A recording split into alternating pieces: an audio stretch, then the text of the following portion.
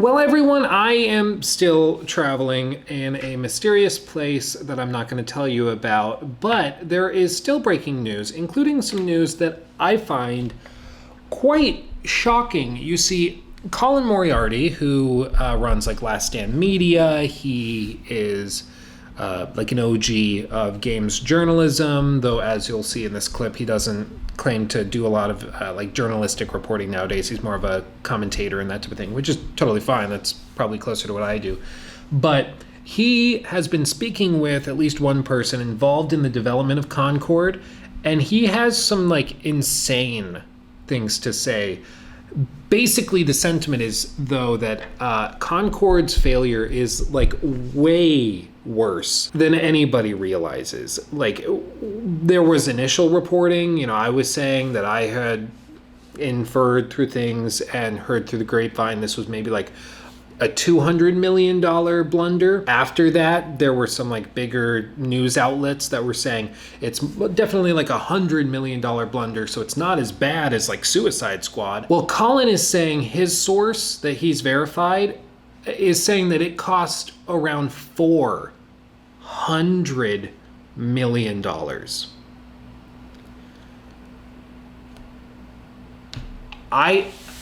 That is so much money for a game like this. At that point, like, I'm starting to wonder if there's like money laundering or like criminal activity involved, because like to spend $400 million to make a lackluster Overwatch ripoff that took almost a decade, I don't know how you could reach that number without just paying everybody in the studio $250,000 a year, letting them work triple overtime and bill it all to the company. Like, there's no way to cut this other than it being horribly mismanaged at the end of the day. I don't know how else you could conclude.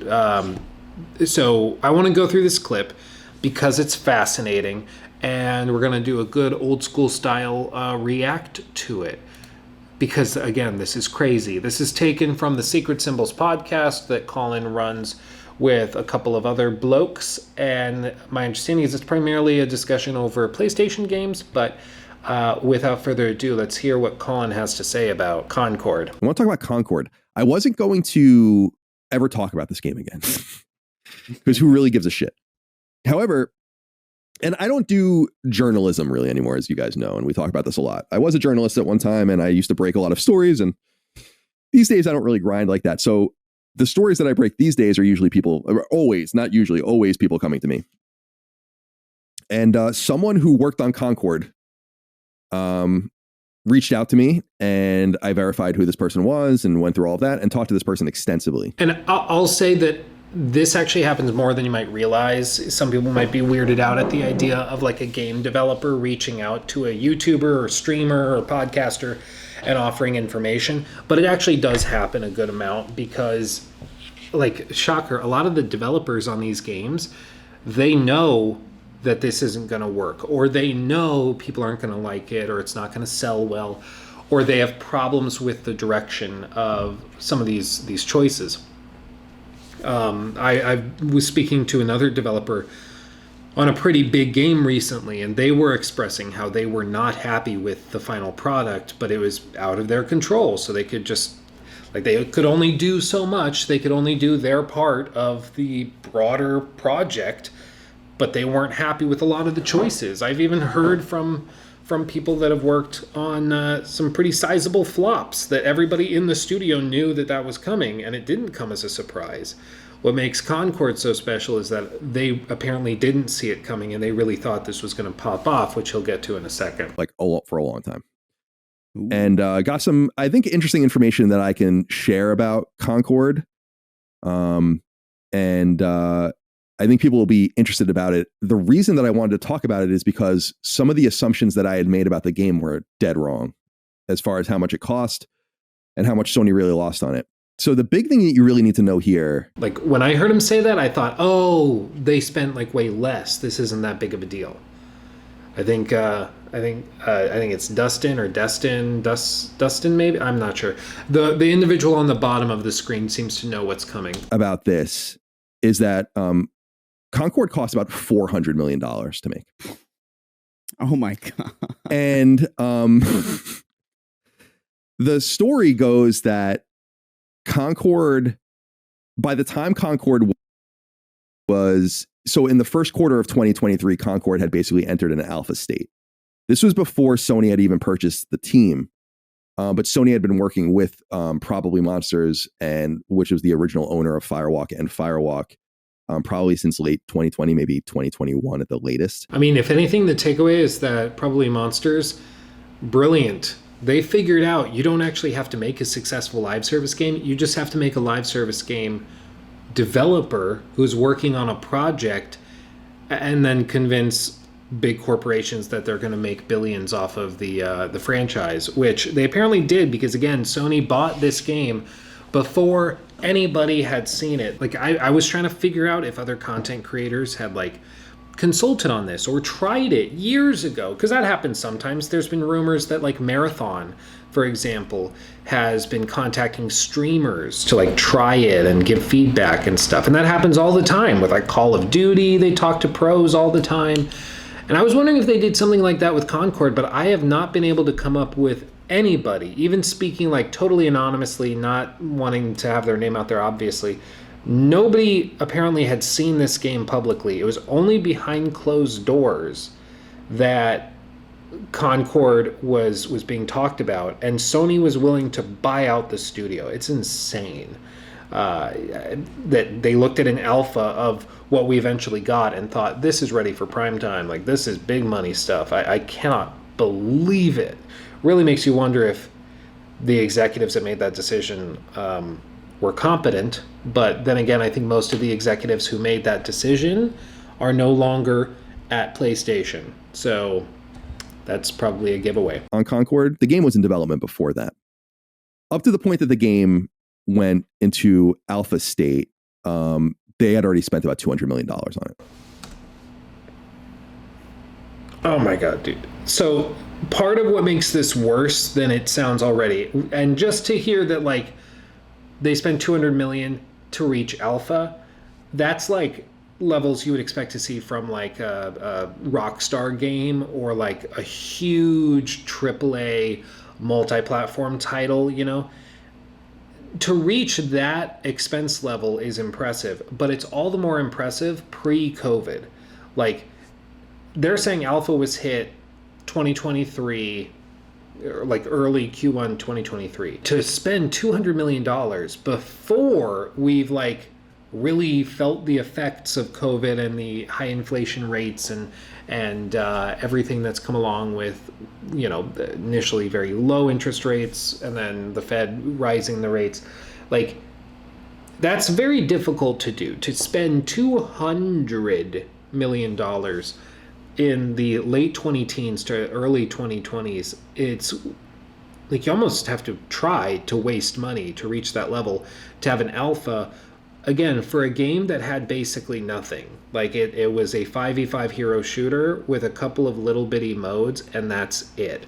Where did that money go? I genuinely don't know how this game could possibly cost that much. And it's unclear how much of that money is from Probably Monsters and the original investors into the game, and how much of that money was from Sony. There's this term in product development, not only with games, but really with everything. You can like manufacture a tchotchke. You guys might have heard of it. It's called minimum viability, or a minimum viable product. Mm-hmm. The idea behind this, or MVP, the idea behind this is that this is like what you're trying to achieve, and it's like once you cross this barrier, you feel comfortable selling it. It's not that it's the best it can be, or that it's what it's going to be by the time you launch it, because there's all sorts of extra stuff you do to it. But like, this is the minimum viability. That makes me think of like Apple with these new iPhones, where like they have these AI features they've promised, but none of them are actually ready. So I think for the Pro models, they're coming day one, maybe. But I think there's still a bunch of them that are locked behind betas, and they'll come next year. But it's like, it's viable. They can sell the phone based off of that because they at least have something to show, but it's not like done. They're basically selling you a beta of a product they promise will be better in the future. That's what that makes me think of the product. When the game had already had $200 million spent on it and was basically in an alpha form in quarter one of 2023, from that point until the game launched, Sony spent another $200 million on it. The scuttlebutt behind the scenes about Concord is that the game was in a laughable shape when it was shown, and basically like when the alpha was ready to go and they were kind of being like, we're ready to kind of get moving towards getting this thing out in the next year or two. It was in such horrible shape that Sony felt like they needed to spend that much money again. So, 200 plus 200 to get the game to the MVP status, not to the status of it being like a great game, to get it to just viability. Presumably, I'm assuming with like Sony engineers going out, because Sony has these things. I've heard some people refer to them as like strike teams, but basically it's teams of like software engineers that they'll send out to help with optimization or ports and stuff, because they want games to run great on PlayStation 5. So they send these teams out to help studios polish and refine. There were stories of them helping with like Hogwarts Legacy. They sent teams out to help with the port there. So maybe that's what he's referring to, is that they sent a ton of engineers out to the studio at Firewalk to help polish and refine. But again, it begs the question, if it was according to a developer, if it was in a laughable state, why did Sony buy them for like theoretically $100-200 million? They bought out all the other investors who were $200 million deep. And based on all of this, I don't think they were getting a bargain. Like I across the board, it's just bafflingly stupid. It's unbelievable. And that at that time in Q1 2023, there was nothing done. Like a major expense was having to urgently outsource much of the game to other studios to finish building the game out. And that two fundamental things were not worked on at all up to the point in which the game was shown in alpha. Onboarding, nothing about that. No, like there was nothing about how players get on, like how they make their character, all that kind of stuff, or, choose their character and get there. And monetization. Two very expensive, very specific and boutique things that happen to games like this. And so that's the first thing that I wanted to say, is that it's not only about the ongoing cost, which would be in the millions to keep the game going per month, but that the game cost about $400 million to make, soup to nuts. Sony put most of that money in, and it is not only so, because we had kind of said like this must be Sony's biggest loss ever on a game, and it is. It's the biggest game Sony's ever released from a budgetary standpoint from the first party or second party. Just let that sink in, because he's right. If this game cost $400 million to make, we know from the Insomniac leaks roughly what, or was it the Insomniac leak or the FTC releases? Either way, we know from some releases of documents how much like God of War Ragnarok cost. We know how much Spider-Man 2 cost. We know how much The Last of Us cost. And those were all in like the $200 to $300 million range. This game cost twice what The Last of Us Part 2 cost. Which, whether you love The Last of Us Part 2 or not, I mean, it doesn't really matter for this point. The point is that was an expensive game to make. That was a game made by Naughty Dog, who are industry veterans, who have world-class talent with cutting-edge graphics that still hold up, even in this new generation of consoles. And Concord costs twice what that game cost to make. This is why like the danger with live service stuff is it just turns these executives' brains into jelly. Like they just stop thinking critically. Like, does this even make sense? Because they just see the dollar signs and the potential for it, with like the Scrooge McDuck dollar sign eyes. It's just unbelievable, because this is a series of comical errors that should have never taken place, and it's purely based on the desire for quick and easy cash. It's this like greedy pursuit, which is part of the reason people are kind of celebrating its death, because they're like, yeah, this type of mindset should be punished. You shouldn't be rewarded for wasting $400 million on a game that any one of us could have told you was going to flop from day one. So let that sink in. It's crazy. And it's totally unintuitive. There are games that are in development right now at Sony first and second party that are more expensive than this. But as of the games that have come out so far, so think about like Spider-Man 2 and so on and so forth. We know The Last of Us Part 2 cost $220 million. Spider-Man 3 is going to cost about $350 million. This I should have just let this play. He's saying everything I said. cost more than that. And they lost all of it because they made no money. They made about $1 million gross revenue, and then they gave it all back. So this is a huge, multiple hundreds of millions of dollar loss. Now, the question is, why? Why did this happen? This game was heavily championed behind the scenes. Now, we know this because Sony ended up, what's funny is that the game is presented in Q1 2023 as this, we're kind of getting towards the end. The game is nowhere near being done. It's in a horrible position. And then Sony buys the team. The idea behind this was, and the term apparently verbatim had been used, that Concord is the future of PlayStation.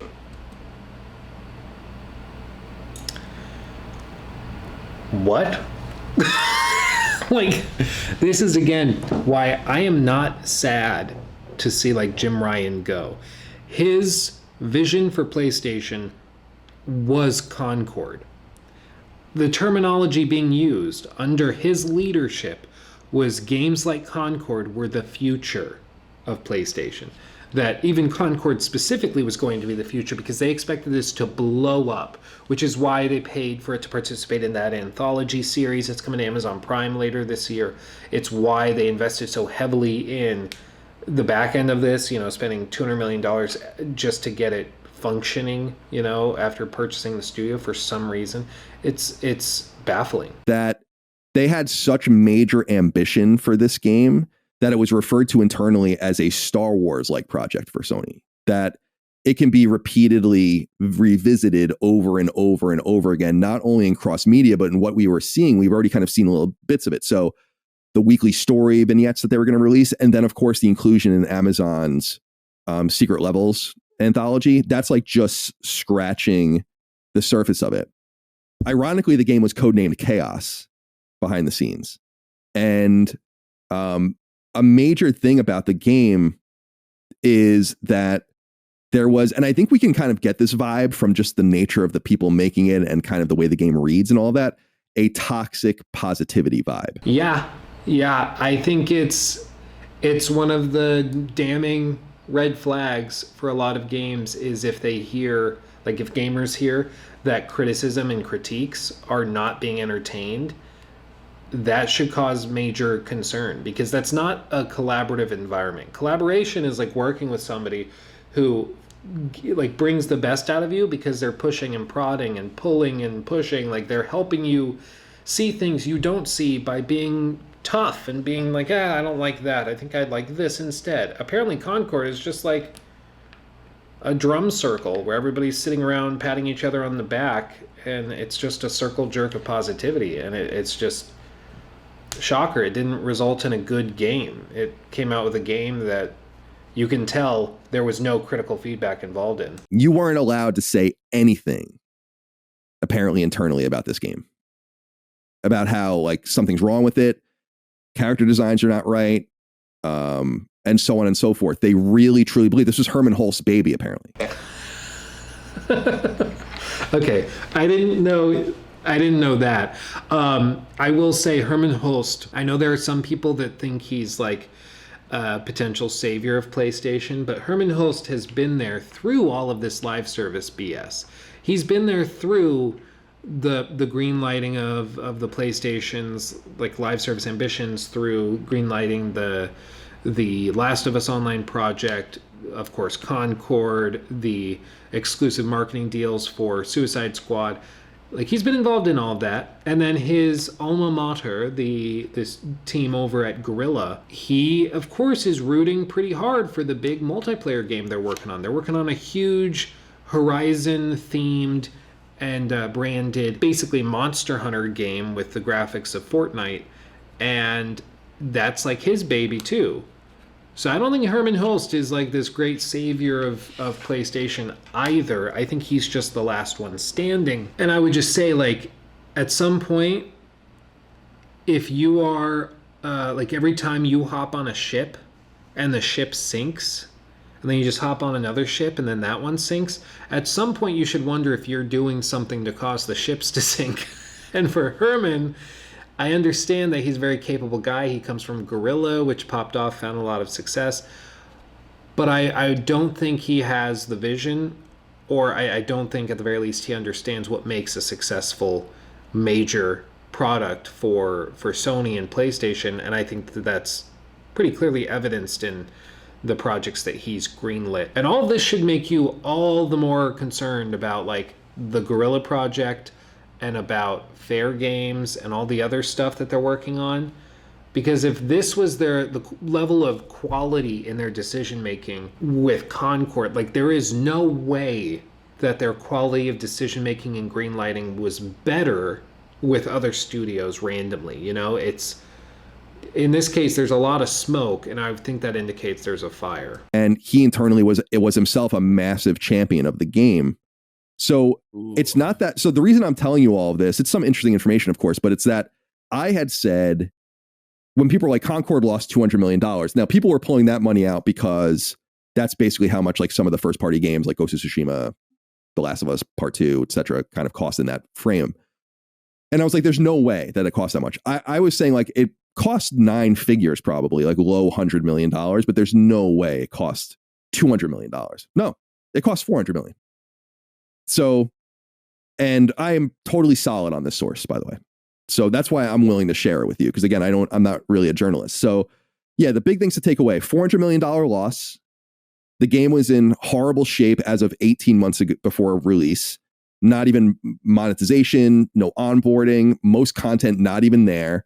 The game was in such bad shape at that point that they spent the budget of it again in urgent outsourcing to get the game finished from all of these different angles over an 18-month period. Internally, the game was considered part of the future of PlayStation, with heavy cross-media references and a system of toxic positivity surrounding it that didn't allow anyone to meaningfully change the course of the game. Because if the people at the top truly believe in something, you're not going to be able to do much about that, I don't think, from the trenches. And I think it's, to be clear, like there is a problem with this in the industry. There's a lot of studios that operate like this. But I also want to let you know that there are studios that do encourage constructive feedback and even look for it and pursue it. I mean, in multiple ways. Some places will like do early access stuff like Baldur's Gate 3 to get player feedback relatively early on so that they can make changes for the final game. Other studios might, do like demos or betas and open betas and stuff very early on. And so, like, the point is, this is not something that there's not a solution to. PlayStation could have solicited this type of feedback and fixed the game or seen the problems, but they didn't want to. They had their mind made up that this was going to be a huge success, and they were not willing to entertain any other possibility or consideration, to the point where it sounds like if you were in PlayStation and you said, are we sure this is a good idea? Are we sure this is a $400 million quality game? You'd get curb stomped because Herman, the boss, loves it. And if you don't like it, then you're just a negative Nancy. That's not a skeptical outlook. That's not a rationed, reasoned outlook towards business. That is a business that is overly confident and thinks that they can do whatever they want without any consequence. And I think Concord demonstrates that pretty clearly. So I thought people would be interested in that. And just wanted to throw that out there that, yeah, Star Wars really apparently, or I'm sorry, Star Wars. Sony really saw this as a Star Wars-like project for them, like the potential to, and now it makes sense. Yeah. Not only why they spent so much money on it, but why they bought the team. So there are people there, and to me, it's unclear who exactly the people are. I know some of the names. I don't want to get too deep into that because a lot of the things I learned were off the record, but obviously this is on background. And it's like, yeah, now it makes a little more sense. You spent, and by the way, the $400 million not included in how much it cost to buy the team. Well, to be clear, I would assume the $200 million initial cost was basically built into the price of the studio. So if they had spent $200 million developing this game, that meant this team was like worth the price of the team plus the $200 million product that they had developed over the course of the last however many years while they were developing it. So I would assume it's included roughly. Maybe they got a discount on it if the whatever Monsters team wanted to just get rid of it and they didn't want to see the game through. But I mean, there is no way to twist it other than this is a cataclysmic failure. And these types of issues are indicative of a toxic mindset on the part of the executives making these decisions. And I don't think it magically changes just because Jim Ryan left. Herman Hulst is also, apparently, according to Colin's source, a champion of this game. And if he thought this was going to be like the future of PlayStation, a Star Wars level success, how delusional must he be? Because everybody that saw Concord knew from the moment they glanced at it, this is going to flop. Anybody with two brain cells to rub together knew that. So how insulated and how much in a bubble are the people making these decisions at PlayStation? It really worries me for the next few years of PlayStation because they've made consistently horrible decisions. And a lot of these decisions were made 2-3 years ago, and we're going to see a lot more of those decisions come up over the next couple of years as they kind of flush their way through the pipes and through the system. And I think it's going to get worse before it gets better, frankly. So I don't think this will be the last absolute crap show for PlayStation. And I have a feeling that the next crap shoot, whatever, is coming sooner than people may expect.